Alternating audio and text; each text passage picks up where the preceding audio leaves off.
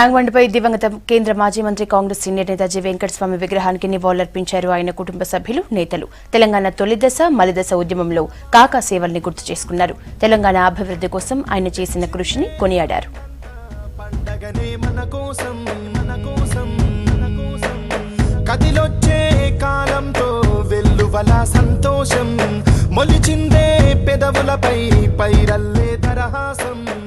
TRS పార్టీతో పొత్తు చేసి తెలంగాణ అంశంని బలం చేసిన మా నాన్నగారు హాస్పిటల్లో ఉన్నప్పుడు కూడా వారు అన్నారు, నాకేం కాదు, నేను తెలంగాణ చూసేంత వరకు బ్రతుకుంటానని చెప్పి వారు ఎప్పుడు కూడా ఆ ధీమాతో ఉన్నారు.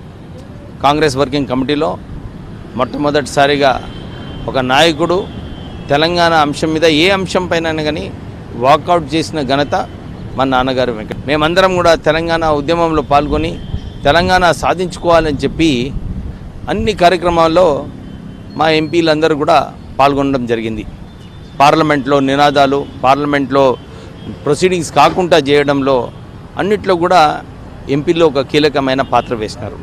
అప్పుడు కిరణ్ కుమార్ రెడ్డి రూలింగ్ పార్టీలో ఉన్నప్పటికీ కూడా వారు మా ఎంపీలందరినీ కూడా హింసించి కాంగ్రెస్ పార్టీని 2 ప్రాంతాల్లో నష్టం చేసిన కిరణ్ కుమార్ రెడ్డి వారికి ఒక తర్వాత పార్టీ విడిచి వెళ్ళిపోయినాడు, పార్టీని నష్టం చేసినాడు. కానీ ఈరోజు తెలంగాణ రావడంలో ఒక కీలకమైన పాత్ర అందరూ కూడా తెలంగాణ ప్రజలు వేసినారు.